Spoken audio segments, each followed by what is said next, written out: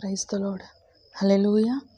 మన ప్రభు అయిన యేసుక్రీస్తు నామంలో మీకందరికీ క్రిస్మస్ శుభాభివందనాలు తెలియజేస్తూ ఉన్నాను.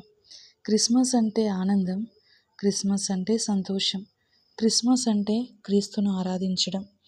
లూకా సువార్త 2వ అధ్యాయము 10-11 వచనాలు ఒకసారి మనం చదివినట్లయితే, అయితే ఆ దూత, భయపడకుడి, ఇదిగో ప్రజలందరికీ కలుగబోవు మహా సంతోషకరమైన సువర్తమానము నేను మీకు తెలియజేయుచున్నాను. దావీదు పట్టణమందు నేడు రక్షకుడు మీ కొరకు పుట్టి ఉన్నాడు. ఈయన ప్రభువైన క్రీస్తు. Praise the lord. కొంతమంది గొర్రెల కాపరులు పొలములో ఉండి రాత్రివేళ తమ మందను కాచుకొనుచుండగా ప్రభువు దూత వారి యొద్దను నిలిచి వారితో చెప్పిన మాట, భయపడకుడి, ఇదిగో సంతోషకరమైన సువర్తమానము నేను మీకు తెలియజేయుచున్నాను. ప్రియులరా, ఈ లోకంలో 2 రకాల వార్తలు ఉంటాయి. ఒకటి శుభవార్త, రెండవది చెడు వార్త. గుడ్ న్యూస్ అంటే ఇష్టపడిన వారు ఎవరు ఉండరు కదండి. గుడ్ న్యూస్ అంటే మనకు ఆనందం, గుడ్ న్యూస్ అనగానే మనకు సంతోషం. ఇక్కడ వ్రాయబడిన శుభవార్త ఏంటి అంటే, దావీదు పట్టణమందు రక్షకుడు మన కొరకు పుట్టడం మనం కలిగి ఉన్న శుభవార్త. అదేంటండి? యేసుక్రీస్తు వారి పుట్టుక సకల మానవులకు శుభవార్త ఎలా అవుతుంది? యేసుక్రీస్తు వారు ఈ భూమి మీదకి రావడం సమస్త జనులకు శుభవార్త ఎలా అవుతుంది అంటే, ఒకరోజు ఒక కోటీశ్వరుడు ద రిచెస్ట్ పర్సన్, ఒక అతను తన 60వ పుట్టినరోజును గ్రాండ్గా సెలబ్రేట్ చేసుకోవాలనే ఆలోచన కలిగి తన బంధువులను, తన స్నేహితులను, తన వారందరినీ ఆ పుట్టినరోజు వేడుకకు ఆహ్వానించాడు. ఆ వేడుకలో చాలా బాగా సంతోషించారు. అందరూ కలిసి ఆనందించారు. ఆ తర్వాత ఎవరి ఇంటికి వారు వెళ్ళిపోయిన తర్వాత ఇతడు తన గదిలోనికి వెళ్ళి విశ్రాంతి తీసుకోవాలని అనుకుంటూ ఉండగా అతనికి ఒక ప్రత్యేకమైన వ్యక్తి కనిపించాడు. అతడు చూడడానికి నలిగిన బట్టలు, చిరిగిన బట్టలు, తలకు ఒక ముసుగులో కనిపించాడు. అతన్ని చూడగానే ఈ ధనవంతునికి ఆశ్చర్యం అనిపించింది. ఇతడు చూడ్డానికి దొంగలాగా ఉన్నాడు, ఎలా నా గదిలోనికి రాగలిగాడు అని ఒక క్షణం ఆలోచించి వెంటనే తన పనివారిని పిలిచాడు. పనివారు రాగానే, నా కొరకు శ్రేష్టమైన ఆహారాన్ని సిద్ధం చేసి తీసుకురండి అనగానే, ఆ పుట్టినరోజు వేడుకలో తన కొరకు సిద్ధపరిచిన చాలా శ్రేష్టమైన డెలిషియస్ ఫుడ్ని తీసుకొచ్చి పనివారు తన గదిలో ఉంచారు. వారిని వెళ్ళిపోమని ఆజ్ఞాపిస్తే ఆ పనివారందరూ అక్కడి నుంచి వెళ్ళిపోయారు. ప్రియులరా, వెంటనే ఆ ప్రత్యేకంగా కనిపించిన ఆ దొంగను ఈ ధనవంతుడు పిలిచి, ఈ ఆహారం నీకోసమే, వచ్చి దీన్ని తిను అనగానే ఆ దొంగ భయంగా ఆ ఆహారాన్ని మొత్తం తిన్నాడు. తిన్న తర్వాత తన కొరకు అనేక మంది తీసుకొచ్చిన గిఫ్ట్ బాక్స్లో నుంచి ఒక గిఫ్ట్ బాక్స్ని ఓపెన్ చేసి ఆ గిఫ్ట్ బాక్స్లో చాలా విలువైన వెండి నాణాలు కలిగిన ఒక చిన్న సంచిని తీసి ఆ దొంగ చేతిలో పెట్టాడు. ఆ దొంగ, ఇది నాకెందుకు ఇస్తున్నారు అన్నట్లుగా ఆశ్చర్యంగా చూస్తూ ఉంటే, అప్పుడు ఆ ధనవంతుడు తనతో చెప్పాడు, నా పుట్టినరోజు సందర్భంగా దీనిని నేను నీకు బహుమానంగా ఇస్తున్నాను, వెళ్ళి దీనితో సుఖంగా జీవించు, ఇది నీ జీవితకాలం అంతటికీ సరిపోతుంది అని చెప్పి సంతోషంగా అతనిని అక్కడి నుండి పంపించి వేశాడు. ప్రియులారా, ఆ వెండి నాణ్యాలను తీసుకువెళ్ళిన దొంగ వాటితో శ్రేష్టమైన జీవితాన్ని గడుపుతూ వచ్చాడు.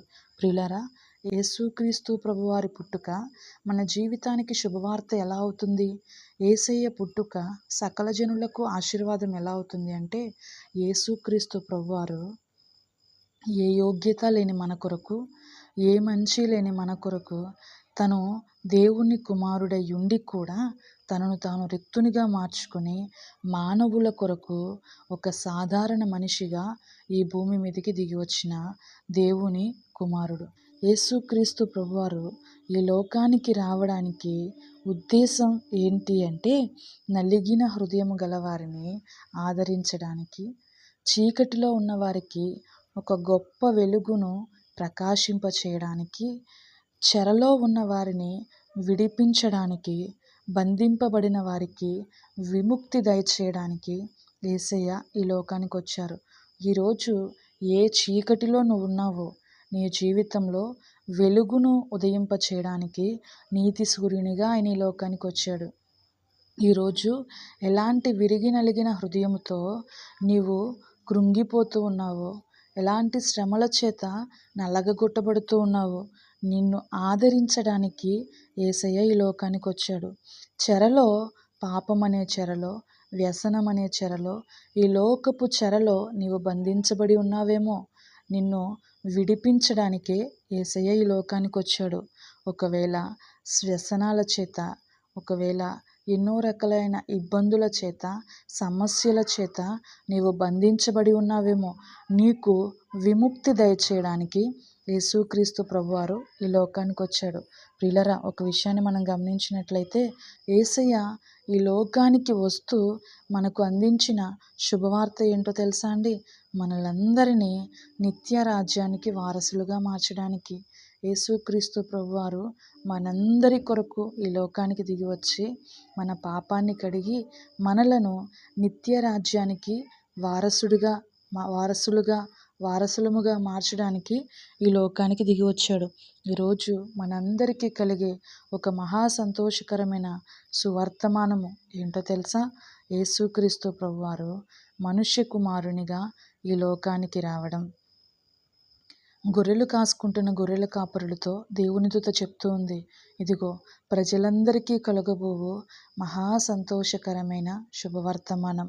ఎన్నికలేని అణగారిన వారిని, ఎవ్వరూ పట్టించుకొని బ్రతుకులని, ఒకవేళ నువ్వు కృంగిపోతున్నావేమో, నువ్వు బాధపడుతున్నావేమో, ఎవరి దృష్టిలో ఎన్నిక లేని వారిగా నువ్వు మిగిలిపోయావేమో, అయినా కూడా నిన్ను దృష్టించి నిన్ను బంధకాలలో నుంచి విడిపించడానికి, నిన్ను పాపము నుండి విడుదల దయచేయడానికి, నిన్ను నిత్య రాజ్యానికి వారసునిగా మార్చడానికి స్వయాన దేవుని కుమారుడే ఈ లోకానికి దిగి రావడం నిజంగా మనకి శుభవార్త కాదా అండి? ఈరోజు యేసుక్రీస్తు ప్రభువారు మనకిచ్చిన శుభవార్త, యేసయ్య పుట్టుకలో ఉన్న శుభవార్త, ఆశీర్వాదం ఏంటి అంటే యేసుక్రీస్తు ప్రభువారు తానే ఈ లోకానికి రావడం మనకు శుభవార్త. ఈ లోకానికి దిగి వచ్చిన ఆయన మనలందరి బంధకాల నుండి విడిపించడం, మనకు జీవితాలకు వెలుగును ప్రకటించడం, చీకటిలో నుండి మనల్ని వెలుగులోనికి నడిపించడం ఈరోజు ప్రభు మనకిచ్చిన శుభవార్త. ఈ శుభవార్త మనందరి జీవితాల్లో ఫలించునుగాక. ఈ సంతోషకరమైన శుభవార్త, ఈ క్రిస్మస్లో ఉన్న ఆనందం, ఈ క్రిస్మస్లో ఉన్న సంతోషం మనందరము అనుభవించుదముగాక.